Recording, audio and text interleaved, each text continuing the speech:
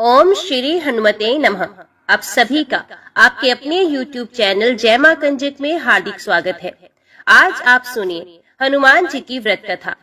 व्यास जी ने कहा, एक बार नैमिषारण्य तीर्थ में 80,000 मुनि एकत्रित होकर पुराणों के ज्ञाता श्री सूत जी से पूछने लगे, हे महामुनि, आपने हमें अनेक पुराणों की कथाएं सुनाई हैं। अब कृपा करके हमें ऐसा व्रत और कथा बताएं जिसके करने से संतान की प्राप्ति हो तथा मनुष्यों को रोग, शोक, अग्नि, सर्व दुख आदि का भय दूर हो जाए, क्योंकि कलयुग में सभी जीवों की आयु बहुत कम है। फिर इस पर उन्हें रोग और चिंता के कष्ट लगे रहेंगे, तो फिर वे श्री हरि के चरणों में अपना ध्यान कैसे लगा सकेंगे। श्री सूत जी बोले, हे मुनियों, आपने लोक कल्याण के लिए बहुत ही उत्तम बात पूछी है। एक बार युधिष्ठिर ने भगवान श्री कृष्ण से लोक कल्याण के लिए यही प्रश्न किया था। भगवान श्री कृष्ण और युधिष्ठिर का संवाद तुम्हारे सामने कहता हूँ, ध्यान देकर सुनो। एक समय पांडवों की सभा में श्री कृष्ण जी बैठे हुए थे। तब युधिष्ठिर ने भगवान श्री कृष्ण से प्रश्न किया, हे प्रभु नंद नंदन गोविंद, आपने मेरे लिए अनेकों कथाएं सुनाई हैं। आज आप कृपा करके ऐसा व्रत या कथा सुनाएं जिसके करने से मनुष्य को रोग, चिंता का भय समाप्त हो जाए और उसको पुत्र की प्राप्ति हो। हे प्रभु, बिना पुत्र के जीवन व्यर्थ है। पुत्र के बिना मनुष्य नरकगामी होता है। पुत्र के बिना मनुष्य पितृ ऋण से छुटकारा नहीं पा सकता और ना ही उसका पुण्यज्ञ नामक नरक से उद्धार हो सकता है। अतः पुत्रदायक व्रत बतलाए। श्री कृष्ण भगवान बोले, हे राजन, मैं एक प्राचीन इतिहास सुनाता हूँ, आप ध्यान पूर्वक सुने। कुंडलपुर नामक एक नगर था। उसमें नंदा नामक एक ब्राह्मण रहता था। भगवान की कृपा से उसके पास सब कुछ था, फिर भी वे बहुत दुखी था। इसका कारण ये था कि ब्राह्मण की स्त्री सुनंदा के कोई संतान नहीं थी। सुनंदा पतिव्रता थी, भक्ति पूर्वक श्री हनुमान जी की आराधना करती थी। मंगलवार के दिन व्रत करके अंत में भोजन बनाकर हनुमान जी का भोग लगाने के बाद स्वयं भोजन करती थी।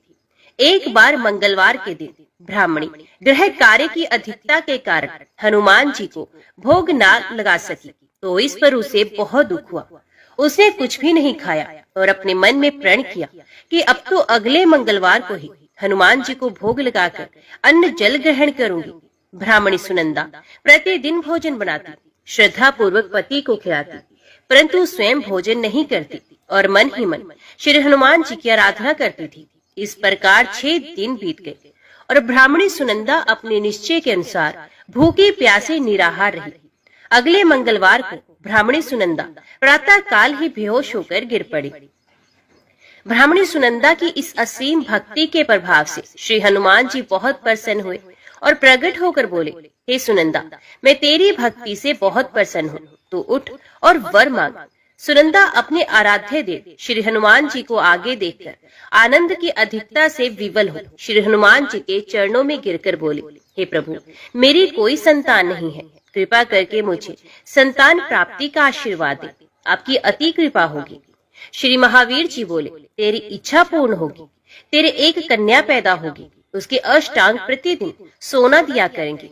इस प्रकार कहकर श्री महावीर जी अंतर ध्यान हो गए। ब्राह्मणी सुनंदा बहुत हर्षित हुई और सभी समाचार अपने पति से कहा। ब्राह्मण देव कन्या का वरदान सुनकर कुछ दुखी हुए, परंतु सोना मिलने की बात सुनी तो बहुत प्रसन्न हुए।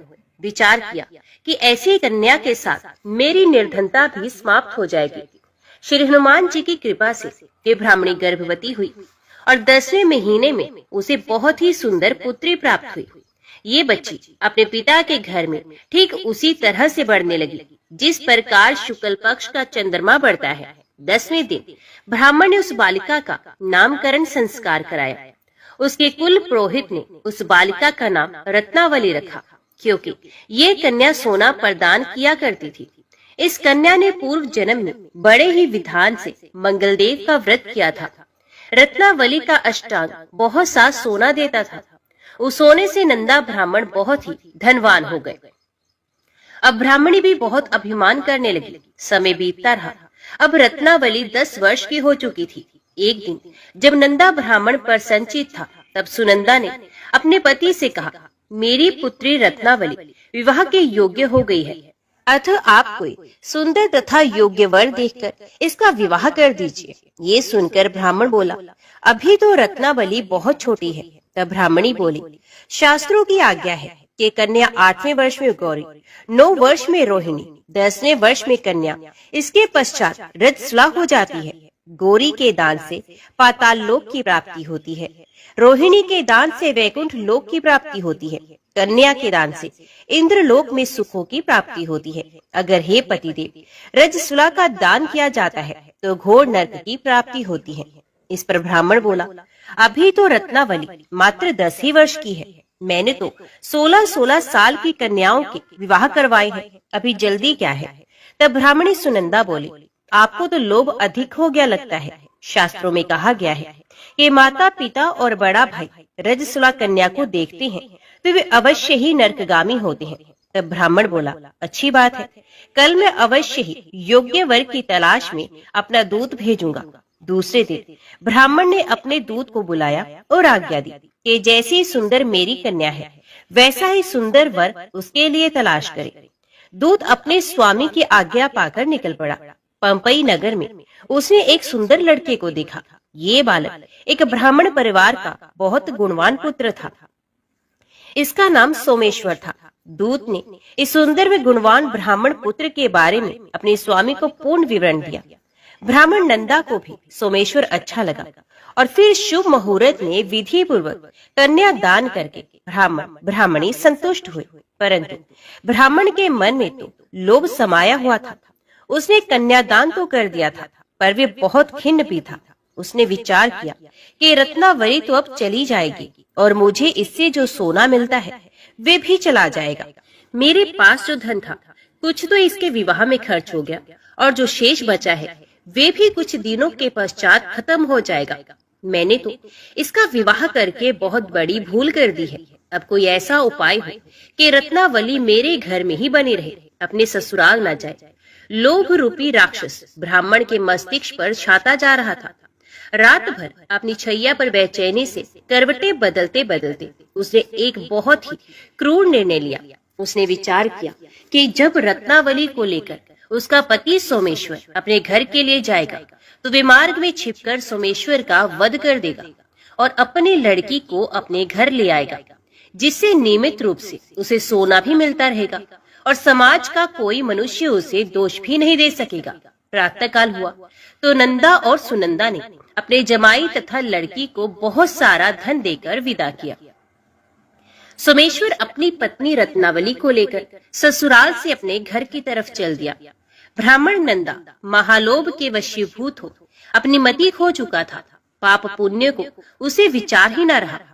अपने भयानक व क्रूर निर्णय को कार्य रूप देने के लिए उसने अपने दूत को मार्ग में अपने जमाई का वध करने के लिए भेज दिया, ताकि रत्नावली से प्राप्त होने वाला सोना उसे हमेशा मिलता रहे और वो कभी निर्धन न हो।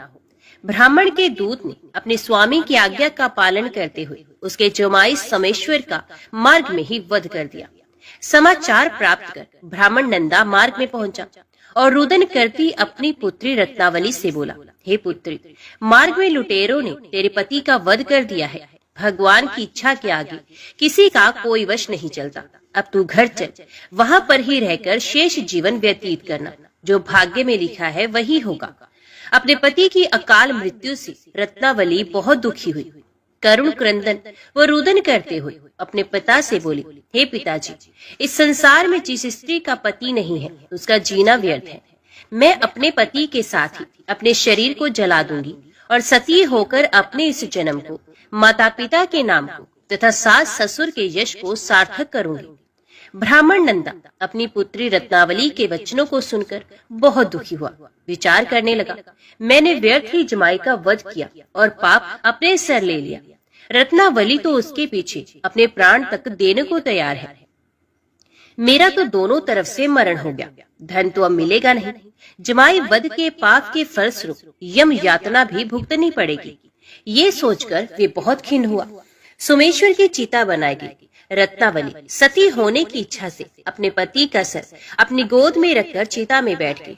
जैसे ही सोमेश्वर की चिता को अग्नि लगाई गई, वैसे ही प्रसन्न हो मंगल देव वहां प्रकट हुए और बोले, हे रत्नावली, मैं तेरी पति भक्ति से बहुत प्रसन्न हूँ, तू वर मांग। रत्नावली ने अपने पति का जीवन दान मांगा। तब मंगल देव बोले, रत्नावली, तेरा पति अजर अमर है, ये महाविद्वान भी होगा, और इसके अतिरिक्त तेरी जो इच्छा हो वो वर मांग। तब रत्नावली बोली, हे ग्रहों के स्वामी, यदि आप मुझ पर प्रसन्न हैं तो मुझे ये वरदान दीजिए कि जो भी मनुष्य मंगलवार के दिन प्रातः काल लाल पुष्प लाल चंदन से पूजा करके आपका स्मरण करे, उसको रोग व्याधि ना हो, स्वजनों का कभी वियोग ना हो, सर्प अग्नि तथा शत्रुओं का भय ना रहे। जो स्त्री मंगलवार का व्रत करे वे कभी विधवा ना हो। मंगलदेव तथास्तु कहकर अंतर्ध्यान हो गए। सोमेश्वर मंगलदेव की कृपा से जीवित हो गया। रत्नावली अपने पति को पुनः प्राप्त कर बहुत प्रसन्न हुई और मंगलदेव का व्रत प्रत्येक मंगलवार को करके व्रतराज और मंगलदेव की कृपा से इस लोक में सुख ऐश्वर्य को भोगते हुए अंत में अपने पति के साथ स्वर्गलोक को चली गई। आइए अब सुनते हैं मंगलवार व्रत की एक अन्य कथा। एक ब्राह्मण दंपत्ति के कोई संतान नहीं हुई थी, जिसके कारण दोनों पति पत्नी दुखी रहते थे। वे ब्राह्मण हनुमान जी की पूजा हेतु वन में चला गया। वे पूजा के साथ महावीर जी से एक पुत्र की कामना प्रकट किया करता था। घर पर उसकी पत्नी मंगलवार व्रत पुत्र की प्राप्ति के लिए किया करती थी। मंगल के दिन व्रत के अंत में भोजन बनाकर हनुमान जी को भोग लगाने के बाद स्वयं भोजन ग्रहण करती थी। एक बार कोई व्रत आ गया जिसके कारण ब्राह्मणी भोजन ना बना सकी, तब हनुमान जी का भोग भी नहीं लगाया गया। वे अपने मन में ऐसा प्रण करके सो गई कि अगले मंगलवार को हनुमान जी को भोग लगाकर ही अन्न ग्रहण करूंगी। वे भूखी प्यासी 6 दिन तक पड़ी रही। मंगलवार के दिन जो से मूर्छा आ गई, तब हनुमान जी ने उसकी लगन और निष्ठा को देखकर अति प्रसन्न हुए और उन्होंने उसे दर्शन दिए और कहा, मैं तुमसे अति प्रसन्न हूँ। मैं तुझको एक सुंदर बालक देता हूँ जो तेरी बहुत सेवा किया करेगा। हनुमान जी मंगलवार को बाल रूप में उसको दर्शन देकर अंतर ध्यान हो गए। सुंदर बालक पाकर ब्राह्मणी अति प्रसन्न हुई। ब्राह्मणी ने बालक का नाम भी मंगल रखा। कुछ समय पश्चात ब्राह्मण वन से लौट कर आया। प्रसन्नचित सुंदर बालक घर में क्रीड़ा करते देखकर वे ब्राह्मण पत्नी से बोला, ये बालक कौन है? पत्नी ने कहा, मंगलवार के व्रत से प्रसन्न होकर हनुमान जी ने दर्शन देकर मुझे ये बालक दिया है। पत्नी की बात छल से भरी जानकर उसने सोचा, ये उल्टा व्यभिचारिणी अपनी क्लुचता छुपाने के लिए बात बना रही है। एक दिन उसका पति कुएं पर पानी भरने चला तो पत्नी ने कहा कि मंगल को भी साथ ले जाओ। वे मंगल को साथ ले चला और उसको कुएं में डालकर वापस पानी भरकर आया तो पत्नी ने पूछा कि मंगल कहाँ है। तभी मंगल मुस्कुराता हुआ घर में आया। उसको देख ब्राह्मण आश्चर्यचकित हुआ। रात्रि में उसके पति से हनुमान जी ने स्वप्न में कहा, ये बालक मैंने दिया है, तुम पत्नी को उल्टा क्यों कहते हो? पति ये जानकर हर्षित हुआ। फिर पति पत्नी मंगल का व्रत रख अपनी जीवन आनंद पूर्वक व्यतीत करने लगे। जो मनुष्य मंगलवार व्रत कथा को पढ़ता या सुनता है और नियम से व्रत रखता है, उसके हनुमान जी की कृपा से सब कष्ट दूर होकर सर्व सुख प्राप्त होता है। भगवान शंकर के अंश से वायु के द्वारा कपिराज केसरी की पत्नी अंजना में हनुमान जी का प्रादुर्भाव हुआ। मर्यादा पुरुषोत्तम श्री राम की सेवा शंकर जी अपने रूप से तो नहीं कर सकते थे, अतएव उन्होंने 11वें रुद्र रूप को इस प्रकार वानर रूप में अवतरित किया। जन्म के कुछ ही समय पश्चात महावीर हनुमान जी ने उगते हुए सूर्य को कोई लाल लाल फल समझा और उसे निगलने के लिए आकाश की ओर दौड़ चले। उस दिन सूर्य ग्रहण का समय था। राहु ने देखा कि कोई दूसरा ही सूर्य को पकड़ने आ रहा है, तब वे उस आने वाले को पकड़ने लगा, किंतु जब वायुपुत्र उसकी ओर बढ़े तब वे डरकर भाग गया। राहु ने इंद्र से पुकार की। ऐरावत पर चढ़कर इंद्र को आते देख पवन कुमार ने ऐरावत को कोई बड़ा सा सफेद फल समझा और उसी को पकड़ने के लिए लपके। घबराकर देवराज ने वज्र से प्रहार किया। वज्र से उनकी ठोड़ी पर चोट लगने से वे कुछ टेढ़ी हो गई। इसी से ये हनुमान कहलाने लगे। वज्र लगने पर ये मूर्छित होकर गिर पड़े। पुत्र को मूर्छित देखकर वायुदेव बड़े कुपित हुए। उन्होंने अपनी गति बंद कर ली। श्वास रुकने से देवता भी व्याकुल हो गए अंत में हनुमान को सभी लोकपालों ने अमर होने तथा अग्नि जल वायु आदि से अभय होने का वरदान देकर वायुदेव को संतुष्ट किया। जातीय स्वभाव से चंचल हनुमान ऋषियों के आश्रमों में वृक्षों को सहज चपलतावश तोड़ देते तथा आश्रम की वस्तुओं को अस्त व्यस्त कर देते थे। अतः ऋषियों ने इन्हें शाप दिया, तुम अपना बल भूले रहोगे। जब कोई तुम्हें स्मरण दिलाएगा तभी तुम्हें अपने बल का भान होगा। तब से वे सामान्य वानर की भांति रहने लगे। माता के आदेश से सूर्य नारायण के समीप जाकर वेद वेदांग प्रभूति समस्त शास्त्रों एवं कलाओं का इन्होंने अध्ययन किया। इसके पश्चात किष्किंधा में आकर सुग्रीव के साथ रहने लगे। सुग्रीव ने इन्हें अपना निजी सचिव बना लिया।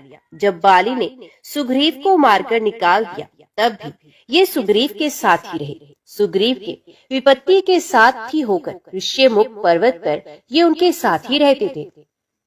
बचपन में माता अंजना से बार बार आग्रह पूर्वक इन्होंने अनादि रामचरित सुना था। अध्ययन के समय वेद में पुराणों में श्री राम कथा का अध्ययन किया था। किष्किंधा आने पर ये भी ज्ञात हो गया कि परात्पर प्रभु ने अयोध्या में अवतार धारण कर लिया है।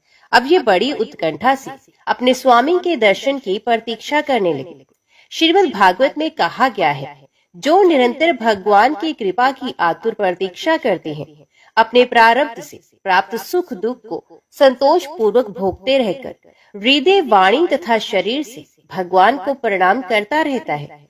हृदय से भगवान का चिंतन, वाणी से भगवान के नाम गुण का गान कीर्तन और शरीर से भगवान का पूजन करता रहता है। ये मुक्ति पद का स्वत अधिकारी हो जाता है। श्री हनुमान जी तो जन्म से ही माया के बंधनों से सर्वथा मुक्त थे। वे तो अहर्निश अपने स्वामी श्री राम के ही चिंतन में लगे रहते थे। अंत में श्री राम अपने छोटे भाई लक्ष्मण के साथ रावण के द्वारा सीता जी के चुरा लिए जाने पर उन्हें ढूंढते हुए ऋष्यमुख के पास पहुँचे।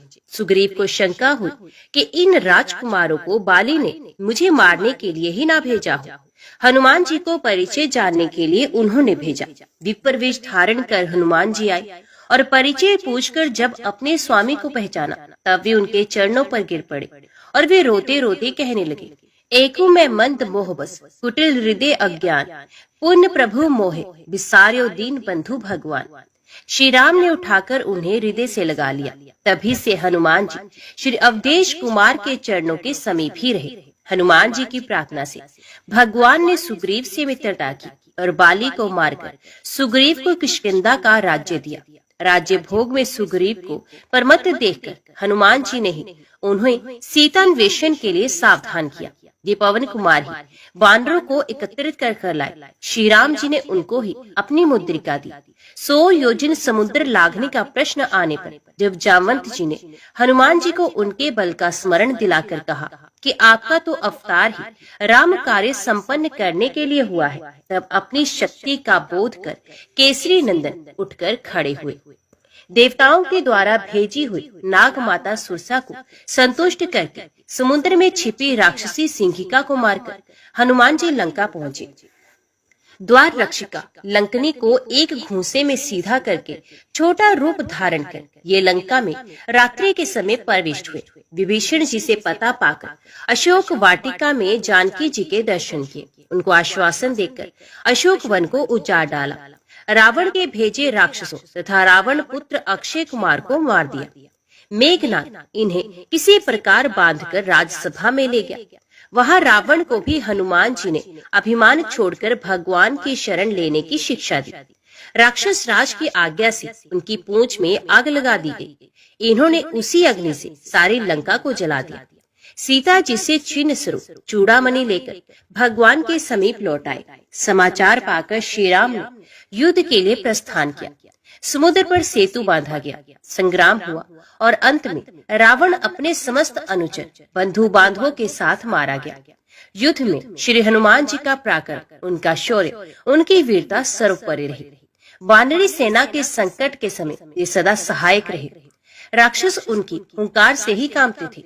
लक्ष्मण जी जब मेघनाद की शक्ति से मूर्छित हो गए तब मार्ग में पाखंडी कालनेमी को मारकर द्रोणाचल को हनुमान जी उखाड़ लाए और इस प्रकार संजीवनी औषधि आने से लक्ष्मण जी को चेतना प्राप्त हुई। माया भी अहि रावण जब माया करके राम लक्ष्मण को युद्ध भूमि से चुरा ले गया तब पाताल जाकर अहि रावण का वध करके हनुमान जी ही श्री राम जी और भाई लक्ष्मण जी के साथ वहां आए।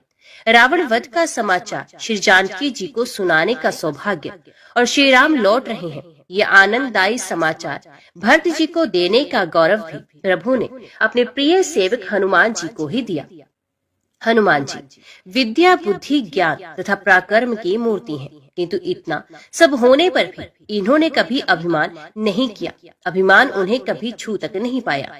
जब वे लंका जलाकर अकेले ही रावण का मान मर्दन करके प्रभु के पास लौटे और प्रभु ने पूछा कि त्रिभुवन विजय रावण की लंका को तुम कैसे जला सके, तब उन्होंने उत्तर दिया, साखा मृग के बड़ मनुसाई साखा ते साखा पर जाय, नाग सिंधु हाटक पुरजारा निश्चय गन मदन विपुजारा, सो सब तब प्रताप रघुराई नाथ न कछु मोरु भ्रपदाई। हनुमान जी की भक्ति तो अतुलनीय है। अयोध्या में राज्याभिषेक हो जाने पर भगवान ने सबको पुरस्कृत किया। सबसे अमूल्य अयोध्या के कोष की सर्वश्रेष्ठ मणियों की माला श्री जानकी जी ने अपने कंठ से उतारकर हनुमान जी के गले में डाल दी। हनुमान जी मणियों को ध्यान से देख देख कर तोड़ने लगे और मुख में डालकर फोड़ने भी लगे। दुर्लभ रत्नों को इस प्रकार नष्ट होते देख कुछ लोगों को बड़ा कष्ट हुआ, कुछ ने उन्हें रोका भी। हनुमान जी ने कहा, मैं इनमें भगवान का नाम तथा उनकी मूर्ति ढूंढ रहा हूँ। जिस वस्तु में मेरे स्वामी श्री सीता राम का नाम ही ना हो, जिसमें उनकी मूर्ति ना हो, ये तो व्यर्थ है। प्रश्न करवाली ने पूछा, क्या आपके शरीर में वे मूर्ति और नाम है? तुरंत अपने नखों से हनुमान जी ने छाती का चमड़ा फाड़कर सबको दिखाया। उनके रोम रोम में राम ये परम दिव्य नाम अंकित था और उनके हृदय में श्री जनक नंदिनी जी के साथ सिंहासन पर बैठे महाराज धीराज श्री अवधेश जी की भुवन सुंदर मूर्ति विराजमान थी। सब लोग जय जयकार करने लगे। भगवान ने हनुमान जी को हृदय से लगा लिया। हनुमान जी आजन्म नैष्ठिक ब्रह्मचारी हैं, व्याकरण के महान पंडित हैं, वेदज्ञ हैं, ज्ञान शिरोमणि हैं, बड़े विचारशील, तीक्ष्ण बुद्धि तथा अतुल पराक्रमी हैं। श्री हनुमान जी बहुत निपुण संगीतज्ञ और गायक भी हैं। एक बार देवऋषि दानवों के महान सम्मेलन में जलाशय के तट पर भगवान शंकर तथा देवऋषि नारद जी आदि गा रहे थे। अन्य देवऋषि दानव भी योग दे रहे थे। इतने में ही हनुमान जी ने मधुर स्वर से ऐसा सुंदर गान आरंभ किया कि जिसे सुनकर उन सबके मुख मलिन हो गए, जो बड़े उत्साह से गा बजा रहे थे, और सभी अपना अपना गान छोड़कर मोहित हो गए और चुप होकर सब सुनने लगे। उस समय केवल हनुमान जी ही गा रहे थे। जब तक पृथ्वी पर श्री राम की कथा रहेगी तब तक पृथ्वी पर रहने का वरदान उन्होंने स्वयं प्रभु से मांग लिया। श्री राम जी के अश्वमेध यज्ञ में अश्व की रक्षा करते समय जब अनेक महासंग्राम हुए तब उनमें हनुमान जी का पराक्रम ही सर्वत्र विजयी हुआ। महाभारत में भी केसरी कुमार का चरित्र है। वे अर्जुन के रथ की ध्वजा पर बैठे रहते थे। उनके बैठे रहने से अर्जुन के रथ को कोई पीछे नहीं हटा सकता था। कई अवसरों पर उन्होंने अर्जुन की रक्षा भी की। एक बार भीम, अर्जुन और गरुड़ जी को अपने अभिमान से भी बचाया था। कहते हैं कि हनुमान जी ने अपने वज्रनख से पर्वत की शिलाओं पर एक रामचरित काव्य लिखा था। उसे देखकर महर्षि वाल्मीकि को दुख हुआ कि यदि वह काव्य लोक में प्रचलित हुआ तो मेरे आदि काव्य का समादर नहीं होगा। ऋषि को संतुष्ट करने के लिए हनुमान जी ने वे शिलाएं समुद्र में डाल दी। सच्चे भक्त में यश मान बढ़ाई की इच्छा का लेश भी नहीं होता। वे तो अपने प्रभु का पावन यशी लोक में गाता है। श्री राम कथा श्रवण, राम नाम कीर्तन के हनुमान जी अनन्य प्रेमी हैं। जहाँ भी राम नाम का कीर्तन या राम कथा होती है वहाँ वे गुप्त रूप से आरंभ में ही पहुँच जाते हैं। दोनों हाथ जोड़कर सर से लगाए सबसे अंत तक वहाँ पर ही खड़े रहते हैं। प्रेम के कारण उनके नेत्रों से बराबर आंसू झरते रहते हैं। उन अनन्य तथा अतुलनीय श्री राम भक्त के पावन पद कमलों में अनंत नमस्कार। व्यास जी कहते हैं, जो लोग राम राम राम इस मंत्र का उच्चारण करते हैं, खाते पीते सोते चलते और बैठते समय, सुख में या दुख में राम मंत्र का जप करते हैं, उन्हें दुख दुर्भाग्य आदि व्याधि का भय नहीं रहता। उनकी आयु संपत्ति और बल प्रतिदिन बढ़ते रहते हैं। राम का नाम लेने से मनुष्य भयंकर पाप से छूट जाता है, वे नरक में नहीं पड़ता और अक्षय गति को प्राप्त होता है।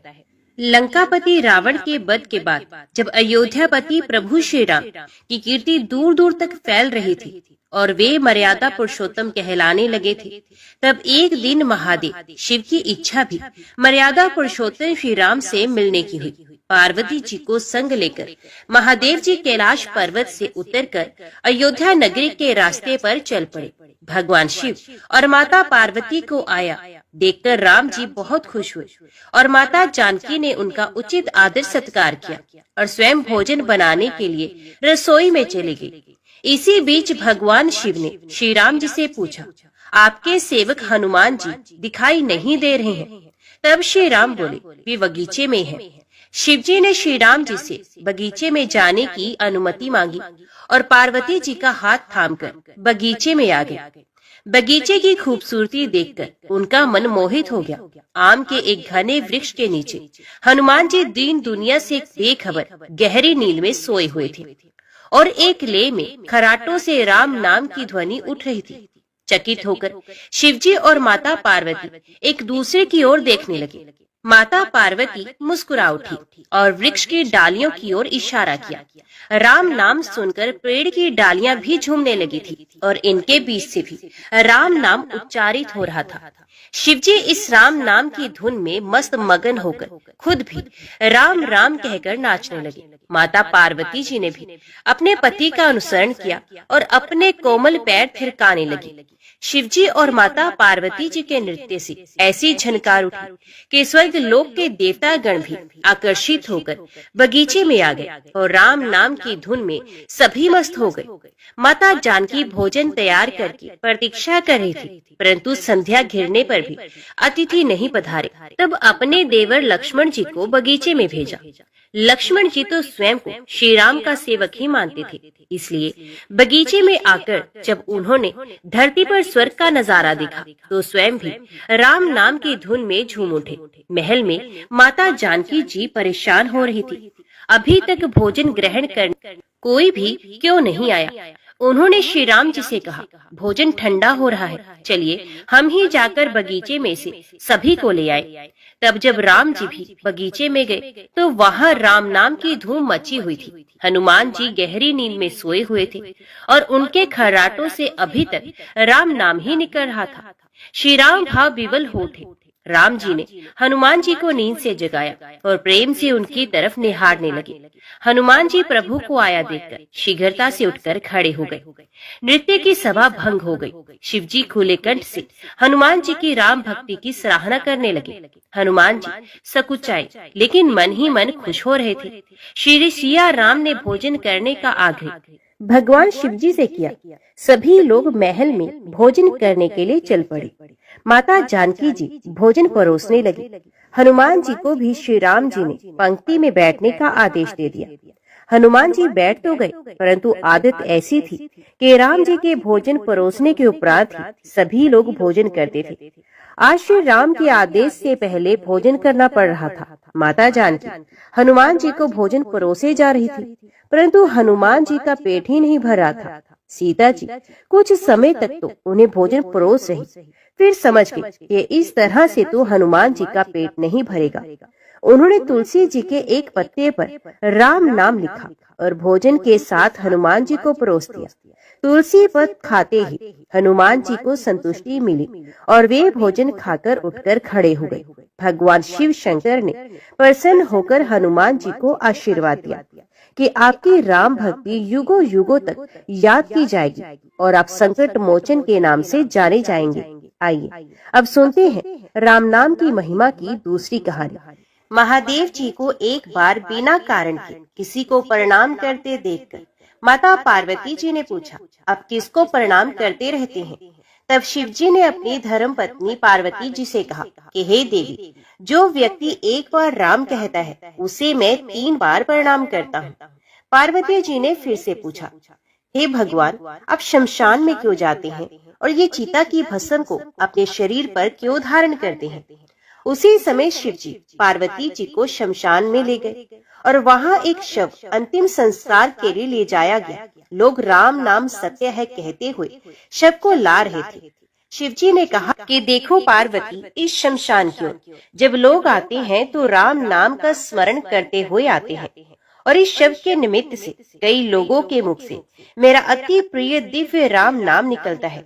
उसी को सुनने के लिए मैं शमशान में आता हूँ और इतने लोगों के मुख से राम नाम का जप करवाने में निमित्त बनने वाले इस शव का मैं सम्मान करता हूँ, प्रणाम करता हूँ और अग्नि में जलने के बाद उसकी भस्म को अपने शरीर पर लगा लेता हूँ। राम नाम बुलवाने वाले के प्रति मुझे इतना प्रेम है। एक बार शिव जी कैलाश पर पहुँचे और पार्वती जी से भोजन मांगा। तब पार्वती जी विष्णु सहस्त्र नाम का पाठ कर रही थी। पार्वती जी ने कहा, अभी पाठ पूरा नहीं हुआ है, कृपया थोड़ी देर प्रतीक्षा कीजिए। तब शिव जी ने कहा, इसमें तो समय और श्रम दोनों लगेंगे।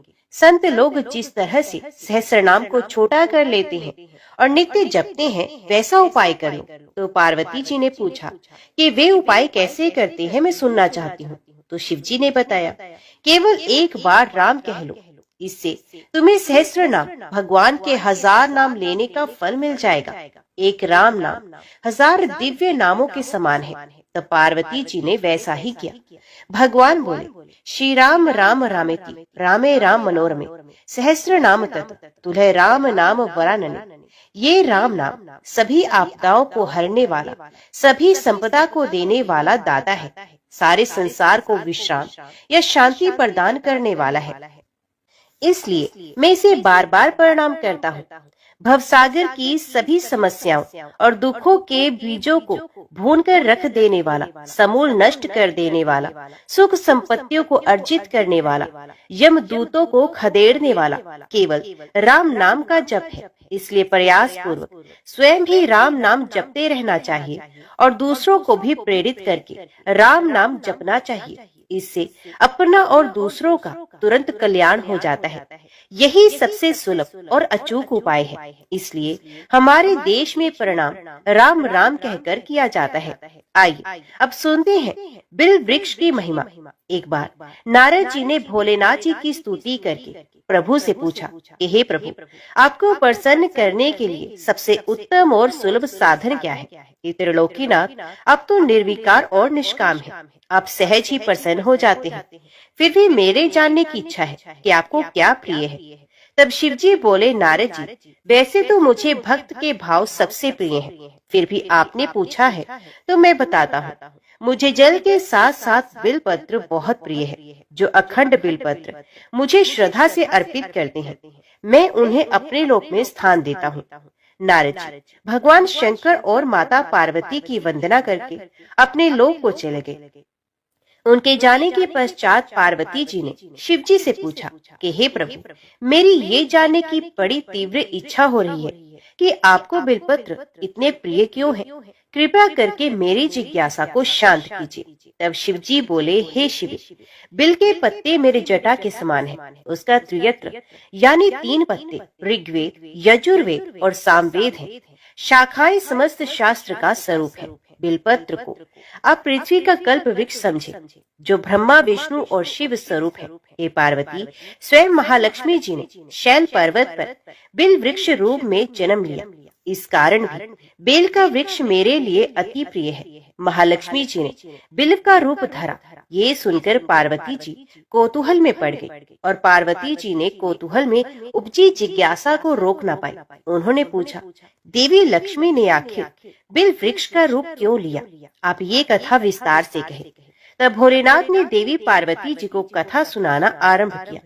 हे देवी, सतयुग में ज्योति रूप में मेरे अंश का रामेश्वर लिंग था।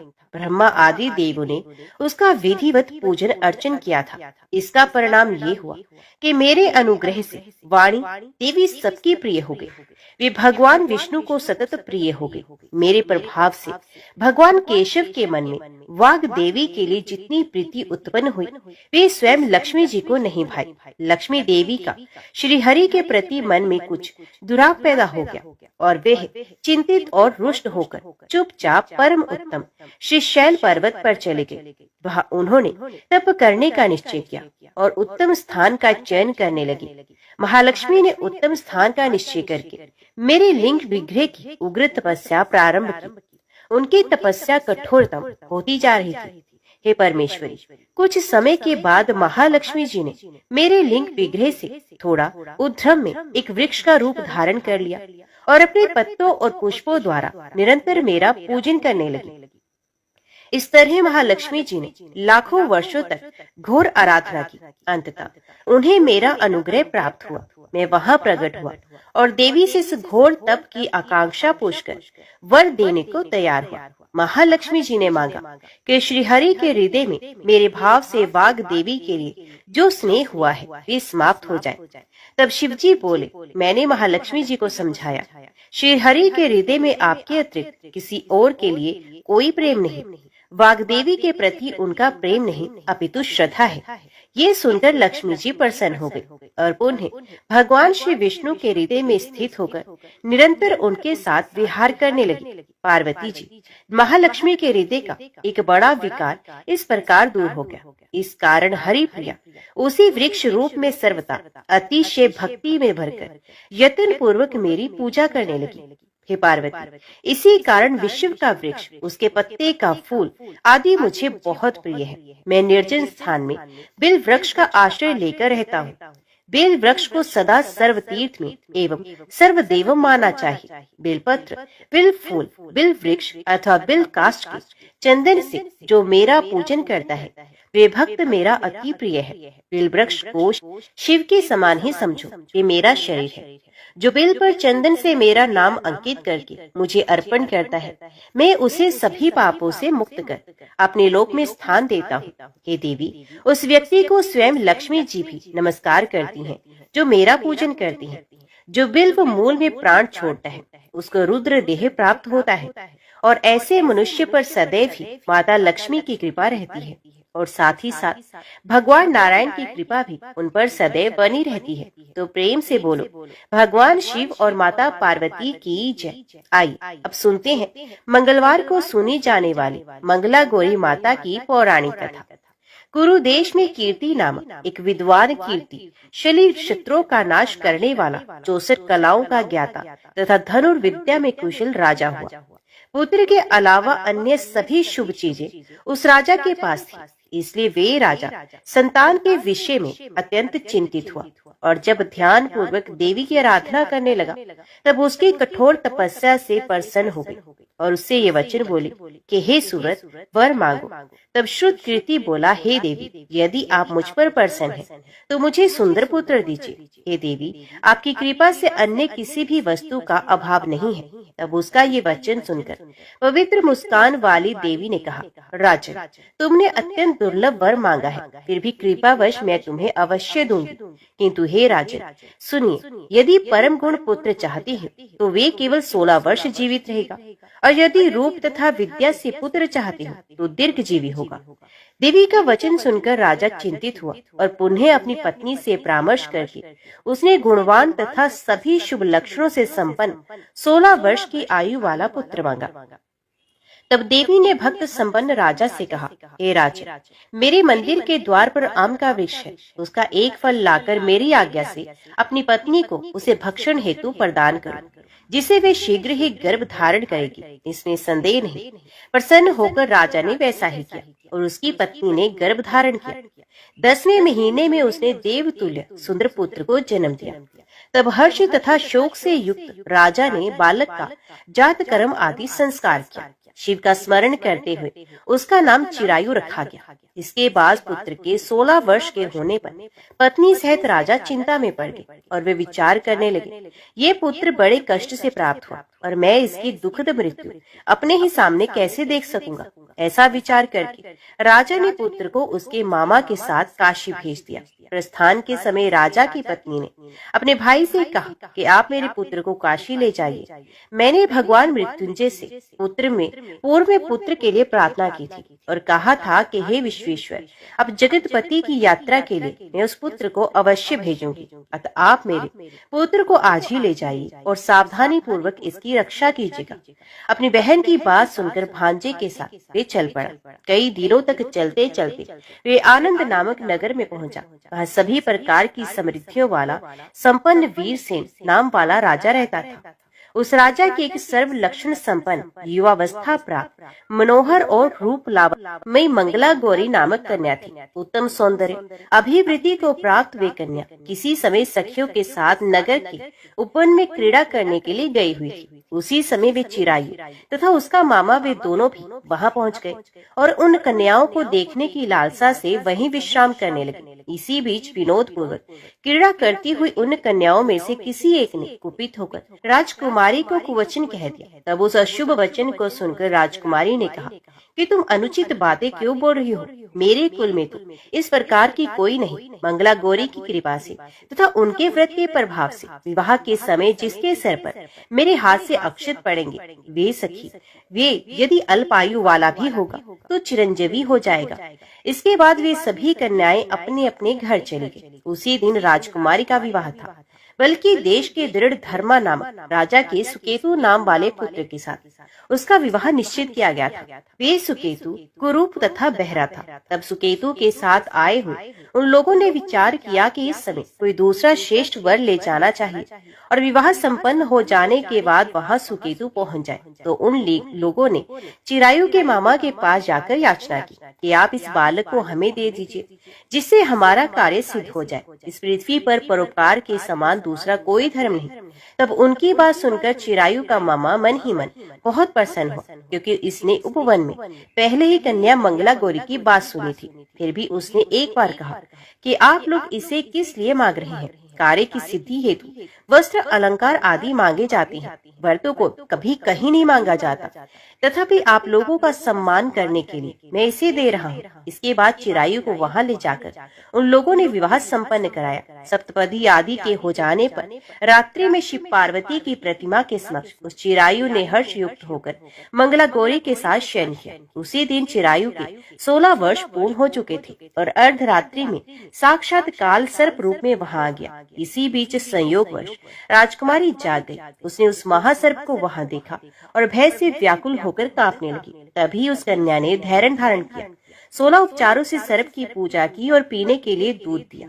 उसने दीनता भरी वाणी में उस सर्प की प्रार्थना की और स्तुति की। मंगला गौरी प्रार्थना करने लगी, मैं उत्तम व्रत करूंगी जिससे मेरे पति जीवित रहें। ये जिस तरह से चिरकाल तक जीवित रहे, अब वैसा कीजिए। इतने में सर्प वहां स्थित एक कमंडल में प्रवेश कर गया। उस मंगला गौरी ने अपनी कंचुकी से उस कमंडल का मुंह बांध दिया। इसी बीच उसका पति अंगड़ाई लेकर जाग गया और अपनी पत्नी से बोला कि हे प्रिय, मुझे भूख लगी है। तभी अपनी माता के पास जाकर खीर लड्डू आदि ले आई और उसके द्वारा दिए भोज्य पदार्थ को उसने प्रसन्न मन होकर खाया।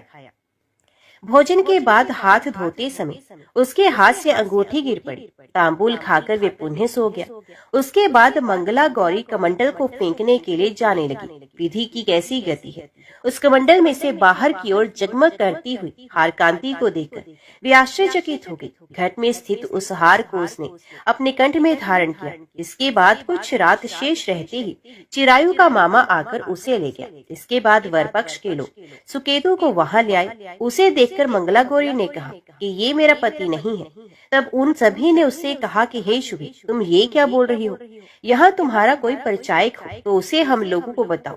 मंगला गौरी बोली, जिसने रात में 9 रत्नों से बनी अंगूठी दी है, उसकी अंगुली में इसे डालकर परिचायक निशानी देख ले। मेरे पति ने रात्रि में मुझे जो हार दिया था उसके रत्नों का समुदाय कैसा है, उस बात को ये बताए। ये तो कोई अन्य ही है। इसके अलावा रात में परस्पर भाषण तथा भोजन आदि जो कुछ किया गया था उसे भी ये बता दे, तब ये निश्चय ही मेरे पति है। इस प्रकार उसका वचन सुनकर सभी ठीक है कहने लगे। किंतु जब एक भी बात ना मिली तब सभी ने सुकेतु को उसका पति होने से निश्चित कर दिया और वर पक्ष वाले जिस तरह से आए थे उसी तरह से वापस चले गए। उसके बाद अपने वंश को बढ़ाने वाले महायश से संपन्न तथा परम मनस्वी मंगला गौरी के पिता ने अन्नपान आदि का सत्र चलाया। उन्होंने वर पक्ष का वृत्तांत कानों कान सुन लिया। ये स्वरूप से कुरूप होने के कारण लोगों के द्वारा किसी अन्य को वर के रूप में आदर पूर्वक लाया गया था। तब उन्होंने अपनी कन्या को पर्दे के भीतर बिठा दिया। उसके बाद 1 वर्ष बीतने पर यात्रा करके चिरायु अपने मामा के साथ ये देखने आया कि विवाह के बाद वहाँ क्या हुआ। तब भीतर से उसे देखकर वे मंगला गौरी अत्यंत प्रसन्न हुई और माता पिता से बोली कि मेरे पति आ गए हैं। तब राजा ने अपने स्वजनों को बुलाकर पूर्व में कहे गए सभी परिचायकों को निशानी को देकर मंद मुस्कान वाली अपनी कन्या चिरायु को सौंप दी। निशिष्ट जनों को साथ लेकर विवाह का उत्सव कराया गया। इसके बाद राजा वीर सेन ने वस्त्र आभूषण आदि सेना, घोड़े, रथ और अन्य भी बहुत सी सामग्रियां देकर उन्हें विदा किया। उसके बाद कुल को आनंदित करने वाला वे चिरायु पत्नी तथा मामा को साथ लेकर सेना के साथ अपने नगर पहुंचा। लोगों के मुख से उसे आया हुआ सुनकर उसके माता पिता को विश्वास नहीं हुआ। उन्होंने सोचा कि प्रारब्ध अन्यथा कैसे हो सकता है। इतने में अपने माता पिता के पास आया और स्नेह से परिपूर्ण वे चिरायु भक्ति पूर्वक उनके चरणों में गिर पड़ा। तब अपने पुत्र का मस्तक सुनकर उन दोनों ने परम आनंद प्राप्त किया। पुत्र वधु मंगला गौरी ने भी सास ससुर को प्रणाम किया। तब सास उसे अपनी गोद में बिठाकर सारा वृत्तांत शीघ्रता पूर्वक पूछने लगी। हे महामुनि, तब पुत्र वधु ने भी मंगला गौरी के उत्तम व्रत महात्म्य तथा जो कुछ घटित हुआ था वे सब वृत्तांत बताया। जो कोई भी इसका श्रवण करता है या इसको कहता है उसके सभी मनोरथ पूर्ण हो जाते हैं, इसमें संदेह नहीं। प्रेम से बोली मंगला गौरी माता की जय। आज की वीडियो में इतना ही। उम्मीद करती हूँ वीडियो आपको पसंद आई होगी। वीडियो पसंद आई हो तो वीडियो को लाइक और चैनल को सब्सक्राइब जरूर कीजिएगा। जय श्री हरि लिखकर कमेंट बॉक्स में अपनी हाजिरी और अपने सुझाव देना ना भूलेगा। तो मिलते हैं अगली कथा अगली वीडियो के साथ। तब तक के लिए देखते व सुनते रहिए। जय मां कंचक, जय माता दी।